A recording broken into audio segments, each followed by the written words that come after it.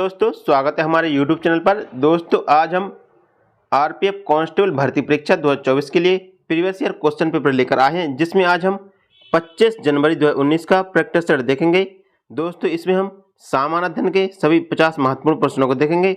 दोस्तों RPF constable भर्ती परीक्षा में कुल 120 प्रश्न पूछे जाते हैं, जिसमें 50 प्रश्न सामान्य अध्ययन के, 35 प्रश्न रीजनिंग के और 35 प्रश्न मैथ के पूछे जाते हैं। दोस्तों अभी तक हमने 16 प्रैक्टिस सेट हल किए हैं। यदि आपने नहीं देखा तो वीडियो के डिस्क्रिप्शन में जाकर आप देख सकते हैं।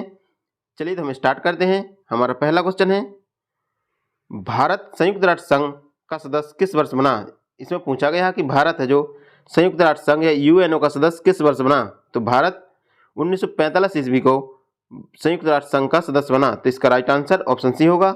हमारा अगला क्वेश्चन है, ताजमहल किसकी याद में बनाया गया था? तो इसमें पूछा गया कि ताजमहल जो किसकी याद में बनाया गया था? तो ताजमहल जो शाहजहां ने अपनी पत्नी मुमताज की याद में बनाया था। तो इसका राइट आंसर ऑप्शन बी होगा, सी होगा। हमारा अगला क्वेश्चन है, भारतीय रिजर्व बैंक का संचालन कब से शुरू हुआ था? इसमें पूछा गया कि भारतीय रिजर्व बैंक का संचालन है जो किस वर्ष से शुरू हुआ था? तो भारतीय रिजर्व बैंक का संचालन वर्ष 1935 में शुरू हुआ था। तो इसका राइट आंसर ऑप्शन डी होगा। हमारा अगला क्वेश्चन है, एम.एफ. हुसैन किस क्षेत्र में प्रसिद्ध हैं? दोस्तों इसमें पूछा गया कि एम.एफ. हुसैन है जो किस क्षेत्र में प्रसिद्ध है? तो चित्रकला के क्षेत्र में प्रसिद्ध हैं। तो इसका राइट आंसर ऑप्शन ए होगा। हमारा अगला क्वेश्चन है, निम्न में से किस खेल में स्टिक की आवश्यकता नहीं होती है? दोस्तों इसमें पूछा गया कि किस खेल में स्टिक की आवश्यकता नहीं होती है? तो ट्रैम्पोलाइन में स्टिक की आवश्यकता नहीं होती है। तो इसका राइट आंसर ऑप्शन ए होगा। हमारा अगला क्वेश्चन है, वृद्धि के लिए अधिकांश कोशिकाएं विभक्त होती हैं। कोशिकाओं के विभाजन की प्रक्रिया क्या कहलाती है? दोस्तों इसमें पूछा गया कि वृद्धि के लिए अधिकांश कोशिकाएं विभक्त होती हैं और कोशिकाओं के विभाजन की यह प्रक्रिया क्या कहलाती है? तो कोशिका के विभाजन की यह प्रक्रिया समसूत्री विभाजन कहलाती है। तो इसका राइट आंसर ऑप्शन ए होगा। हमारा अगला क्वेश्चन है, रामचरितमानस के लेखक कौन है? दोस्तों इसमें पूछा गया कि रामचरितमानस के लेखक कौन है? तो रामचरितमानस के लेखक तुलसीदास थे। तो इसका राइट आंसर ऑप्शन ए होगा। हमारा अगला क्वेश्चन है, किसी पिंड के द्रव्यमान और वेग का गुणनफल क्या कहलाता है? तो किसी पिंड का द्रव्यमान और वेग का गुणनफल क्या कहलाता है? वह संवेग कहलाता है। तो इसका राइट आंसर ऑप्शन सी होगा। हमारा अगला क्वेश्चन है, जनगणना 2011 की जनगणना के अनुसार निम्न में से किस राज्य की साक्षरता दर सर्वाधिक थी? इसमें पूछा गया कि 2011 की जनगणना के अनुसार किस राज्य की साक्षरता दर सर्वाधिक थी? तो 2011 की जनगणना के अनुसार केरल राज्य की साक्षरता दर सर्वाधिक थी। तो इसका राइट आंसर ऑप्शन बी होगा।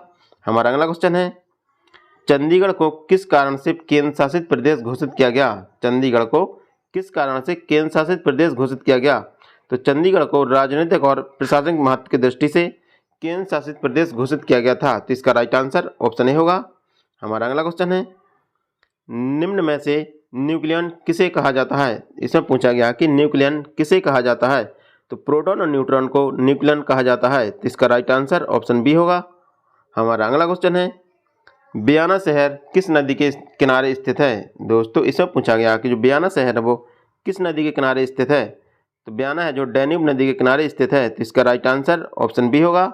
हमारा अगला क्वेश्चन है, भारतीय अर्थव्यवस्था की सांख्यिकी संबंधी विवरण का प्रकाशन किस संस्था द्वारा किया जाता है? इसमें पूछा गया है कि भारतीय अर्थव्यवस्था की सांख्यिकी संबंधी विवरण का प्रकाशन किस संस्था के द्वारा किया जाता है? तो सांख्यिकी संबंधी विवरण का प्रकाशन भारतीय रिजर्व बैंक के द्वारा किया जाता है। तो इसका राइट आंसर ऑप्शन बी होगा। हमारा अगला क्वेश्चन है, एकल आवृत्ति की ध्वनि क्या कहलाती है? इसमें पूछा गया कि एकल आवृत्ति की ध्वनि क्या कहलाती है? तो एकल आवृत्ति की ध्वनि है जो टोन कहलाती है। तो इसका राइट आंसर ऑप्शन बी होगा। हमारा अगला क्वेश्चन है, जैविक रूप से घटित नहीं होने वाला पदार्थ निम्न में से कौन है? दोस्तों इसमें पूछा गया कि जैविक रूप से घटित नहीं होने वाला पदार्थ कौन सा है? तो जैविक रूप से घटित नहीं होने वाला पदार्थ टिन है। तो इसका राइट आंसर ऑप्शन डी होगा। हमारा अगला क्वेश्चन है, निम्न में से कौन सा देश एशियाई खेलों का हिस्सा नहीं है? कौन सा देश है जो एशियाई खेलों का हिस्सा नहीं है? तो मिस्र है जो एशियाई खेलों का हिस्सा नहीं है। जो मिस्र देश है वो एशियाई खेलों का हिस्सा नहीं है। तो इसका राइट आंसर ऑप्शन डी होगा। हमारा अगला क्वेश्चन है, पुरुष और स्त्री शरीरों में मेल से बना भगवान शिव का रूप कहलाता है? इसमें पूछा गया कि पुरुष और स्त्री रूप के मेल से बना भगवान शिव का रूप क्या कहलाता है? तो अर्धनारीश्वर कहलाता है। इसका राइट आंसर ऑप्शन सी होगा। हमारा अगला क्वेश्चन है, जम्मू और कश्मीर का कब से लागू हुआ था? इसमें पूछा गया कि जम्मू और कश्मीर का संविधान है वो कब लागू हुआ था? तो जम्मू कश्मीर का संविधान है वो 26 जनवरी 1957 को लागू हुआ था। तो इसका राइट आंसर ऑप्शन ए होगा। हमारा अगला क्वेश्चन है, दिल्ली से संबंधित विशेष प्रावधान संविधान के किस अनुच्छेद के अंतर्गत दिए गए हैं? तो दिल्ली से संबंधित विशेष प्रावधान है जो भारतीय संविधान के अनुच्छेद 239 में दिए गए हैं। तो इसका राइट आंसर ऑप्शन बी होगा। हमारा अगला क्वेश्चन है, निम्न में से कौन सा खिलाड़ी कुश्ती से संबंधित है? तो कौन सा खिलाड़ी है जो कुश्ती से संबंधित है? तो विनेश फोगाट है जो कुश्ती से संबंधित है। तो इसका राइट आंसर ऑप्शन बी होगा। हमारा अगला क्वेश्चन है, लक्षद्वीप केंद्र शासित क्षेत्र निम्न में से किस उच्च न्यायालय के आधिकारिक क्षेत्र के अंतर्गत आता है? तो लक्षद्वीप केंद्र शासित प्रदेश में किस उच्च न्यायालय के अधिकार क्षेत्र के अंतर्गत आता है? तो केरल उच्च न्यायालय के अधिकार क्षेत्र के अंतर्गत आता है। तो इसका राइट आंसर ऑप्शन डी होगा। हमारा अगला क्वेश्चन है, माउंट एवरेस्ट स्थित है। तो माउंट एवरेस्ट कहाँ पर स्थित है? तो माउंट एवरेस्ट है जो महान हिमालय क्षेत्र में स्थित है। तो इसका राइट आंसर ऑप्शन सी होगा। हमारा अगला क्वेश्चन है, वित्तीय घाटा का अर्थ है। तो वित्तीय घाटा का अर्थ क्या है? तो वित्तीय घाटा का अर्थ है जो ऑप्शन दिए गए हैं वो सभी हैं। इसमें है बाह्य उपचार, बाह्य ऋण, मुद्रा का मुद्रण, ये सभी क्या हैं? वित्तीय घाटा के अर्थ हैं। तो इसका राइट आंसर ऑप्शन डी होगा, उपरोक्त सभी।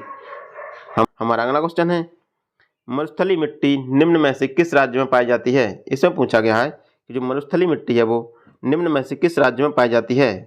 तो मरुस्थलीय मिट्टी है जो राजस्थान में पाई जाती है। तो इसका राइट आंसर ऑप्शन डी होगा। हमारा अगला क्वेश्चन है, पटचित्र निम्न में से किस राज्य की पारंपरिक चित्रकला है? जो पटचित्र है वो किस राज्य की पारंपरिक चित्रकला है? तो पटचित्र जो उड़ीसा की एक पारंपरिक चित्रकला है। तो इसका राइट आंसर ऑप्शन ए होगा। हमारा अगला क्वेश्चन है, निम्न में से कौन सा वैदिक ग्रंथ शिल्प धन विज्ञान से संबंधित है? इसे पूछा गया कि कौन सा वैदिक ग्रंथ है जो शिल्प धन विज्ञान से संबंधित है? तो शिल्प शास्त्र जो शिल्प धन विज्ञान से संबंधित है। तो इसका राइट आंसर ऑप्शन सी होगा। हमारा अगला क्वेश्चन है, 49 अक्षांश उत्तर के मध्य एक अंतर्राष्ट्रीय सीमा रेखा है। जो 49 अंश उत्तर है जो किन किन के मध्य एक अंतर्राष्ट्रीय सीमा रेखा है? तो यह संयुक्त राज्य अमेरिका और कनाडा के मध्य एक अंतर्राष्ट्रीय सीमा रेखा है। तो इसका राइट आंसर ऑप्शन डी होगा। हमारा अगला क्वेश्चन है, अपलेशियन पर्वत श्रृंखला निम्न में से किस महाद्वीप में स्थित है? तो अपलेशियन पर्वत श्रृंखला है वो किस महाद्वीप में स्थित है? तो यह उत्तरी अमेरिका महाद्वीप में स्थित है। तो इसका राइट आंसर ऑप्शन सी होगा। हमारा अगला क्वेश्चन है, सूर्य के प्रकाश को सूर्य से पृथ्वी तक आने में कितना समय लगता है? तो सूर्य के प्रकाश को सूर्य से पृथ्वी पर आने में 8 मिनट 20 सेकंड का समय लगता है। कितना समय लगता है? 8 मिनट 20 सेकंड का समय लगता है। तो इसका राइट आंसर ऑप्शन डी होगा। हमारा अगला क्वेश्चन है, राज्य विश्वविद्यालयों का चांसलर कौन होता है? तो राज्य विश्वविद्यालयों का चांसलर राज्य के राज्यपाल होते हैं। कौन होते हैं? राज्य के राज्यपाल। तो इसका राइट आंसर ऑप्शन बी होगा। हमारा अगला क्वेश्चन है, गोदावरी नदी की सहायक नदी निम्न में से कौन सी है? तो गोदावरी नदी की सहायक नदी कौन सी है? तो सबरी नदी है जो गोदावरी की सहायक नदी है। तो इसका राइट आंसर ऑप्शन ए होगा। हमारा अगला क्वेश्चन है, पहली जैन परिषद कहाँ आयोजित की गई थी? तो पहली जैन परिषद पाटलिपुत्र में आयोजित की गई थी। कहाँ पर? पाटलिपुत्र में आयोजित की गई थी। तो इसका राइट आंसर ऑप्शन बी होगा। हमारा अगला क्वेश्चन है, अंकोर वाट का मंदिर कहाँ स्थित है? तो अंकोर वाट का मंदिर है जो कंबोडिया में स्थित है। तो इसका राइट आंसर ऑप्शन सी होगा। हमारा अगला क्वेश्चन है, दिल्ली राजहरा की खानों से लोहा अयस्कों की आपूर्ति मुख्यतः किस इस्पात कारखानों में की जाती है? फिर से पढ़ते हैं, दिल्ली राजहरा की खानों से लोहे अयस्कों की आपूर्ति मुख्यतः किस इस्पात कारखानों में की जाती है? तो दिल्ली राजहरा खानों से लोहे अयस्क की आपूर्ति है जो भिलाई इस्पात कारखाने में की जाती है। कहाँ पर? भिलाई इस्पात कारखाने में की जाती है। तो इसका राइट आंसर ऑप्शन सी होगा। हमारा अगला क्वेश्चन है, टेबल टेनिस में प्रयुक्त उपकरण पैडल दर्शाता है। तो टेबल टेनिस में उपयुक्त उपकरण है जो पैडल, वह बैट को दर्शाता है। किसको दर्शाता है? बैट को दर्शाता है। तो इसका राइट आंसर ऑप्शन डी होगा।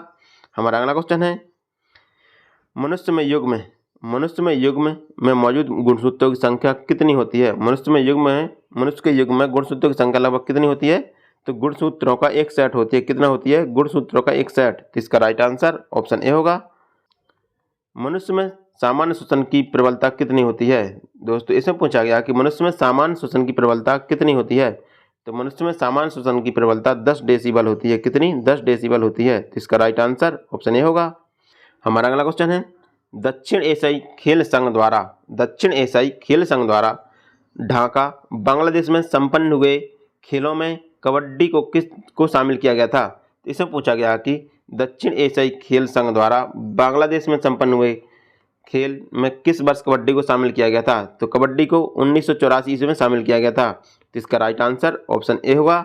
हमारा अगला क्वेश्चन है, निम्न में से कौन सा राज्य अरब सागर के किनारे स्थित नहीं है? इनसे पूछा गया कि कौन सा राज्य है जो अरब सागर के किनारे स्थित नहीं है? तो इसका राइट आंसर होगा आंध्र प्रदेश। आंध्र प्रदेश है जो अरब सागर के किनारे स्थित नहीं है। बाकी केरल, गोवा और महाराष्ट्र ये सब अरब सागर के किनारे स्थित राज्य हैं। तो इसका राइट आंसर ऑप्शन डी होगा। हमारा अगला क्वेश्चन है, अनुसूचित क्षेत्रों में प्रशासन का विशेष उत्तरदायित्व किसके हाथ में होता है? तो अनुसूचित क्षेत्रों में प्रशासन का विशेष दायित्व है जो राज्यपाल के हाथ में होता है। तो इसका राइट आंसर ऑप्शन सी होगा। हमारा अगला क्वेश्चन है, दिल्ली विधानसभा के पास किस क्षेत्र में कानून बनाने का अधिकार है? तो दिल्ली विधानसभा के पास है जो स्वास्थ्य के क्षेत्र में कानून बनाने का अधिकार है। इसका राइट आंसर ऑप्शन ए होगा। हमारा अगला क्वेश्चन है, बैक्टीरिया द्वारा होने वाला रोग निम्न में से कौन सा है? तो बैक्टीरिया द्वारा होने वाला रोग कौन सा है? तो बैक्टीरिया द्वारा होने वाला रोग टाइफाइड है। कौन सा? टाइफाइड। तो इसका राइट आंसर ऑप्शन डी होगा। हमारा अगला क्वेश्चन है, भारत और जम्मू कश्मीर राज्य के बीच परिग्रहण समझौते पर में हस्ताक्षर किए गए थे। इसे पूछा गया कि भारत और जम्मू कश्मीर के बीच परिग्रहण समझौते पर किस वर्ष हस्ताक्षर किए गए थे? तो इसमें 26 अक्टूबर 1947 को रविवार को हस्ताक्षर किए गए थे। कब किए गए थे? 26 अक्टूबर 1947 को रविवार को हस्ताक्षर किए गए थे। तो इसका राइट आंसर ऑप्शन ए होगा। हमारा अगला क्वेश्चन है, मुगलों के विरुद्ध हल्दी घाटी का युद्ध किसने लड़ा? तो मुगलों के विरुद्ध हल्दी घाटी का युद्ध है जो महाराणा प्रताप के द्वारा लड़ा गया था। तो इसका राइट आंसर ऑप्शन ए होगा।